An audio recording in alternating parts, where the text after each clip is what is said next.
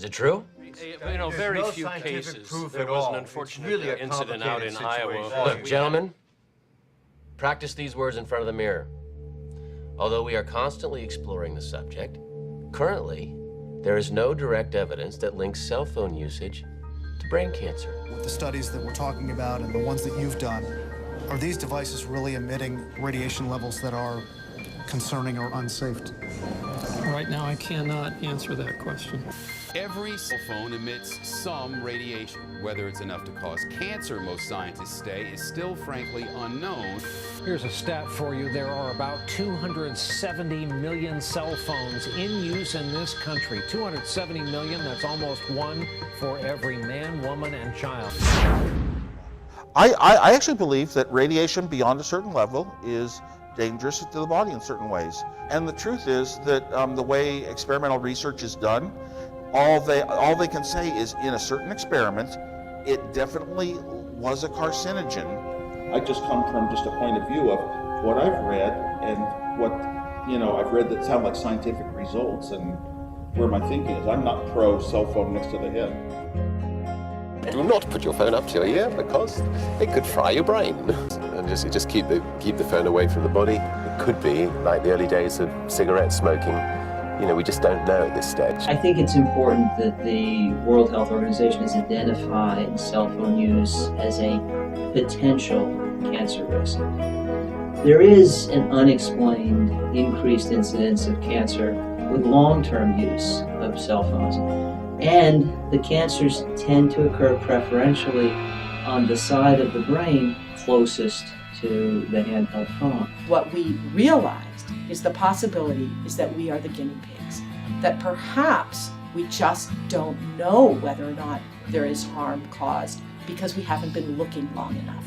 It's simply too soon. It's really just now that we will start to see the impact in terms of cancer development. When my 8-month-old grandson showed that he was really smart with a phone, I began to get curious about what we knew about cell phones, and what I found really concerned me. Then I began to do research on this about 7 years ago. The brain of a child absorbs twice as much radiation as an adult. That's a stunning fact. Few people are aware of it. Requiring specific absorption rates, which is basically what's emitted in your cell phone, to be made available at point of sale when you purchase a cell phone. I can assure you this is controversial legislation.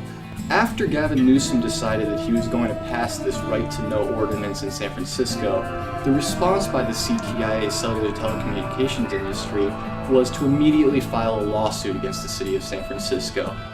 The industry came down hard on us. They actually canceled their conference here in San Francisco. I was running for higher office. Trust me, it's not an industry you want to infuriate. I'm a big believer in technology. I'm writing a book about this. Technology, social media. And I use my iPhone. I love it, and I'm not encouraging you not to or discouraging you. But I just think you have a right to know about this, so the question's a good one. And we got a lot of grief, a lot of blowback, and I'm still paying a big price for that. They buy silence. They buy apathy. They buy politicians. You don't know about what's going to happen in the future, you got to hold on your own. Maybe we're wrong, but maybe we're right. I would hold my cell phone here, and the tumor was right there. We didn't know your phone emits radiation. We joked about it. My husband's ear would get bright red, and he'd have to hold his phone out to here. He lived on his phone for 2 decades, and it ended up killing him. He lasted 7 months and died 7 days after his 29th birthday. We want people to know that this is just the tip of the iceberg. I don't think people realize what we're getting into. I want to be very clear. Industry has not said once that cell phones are safe.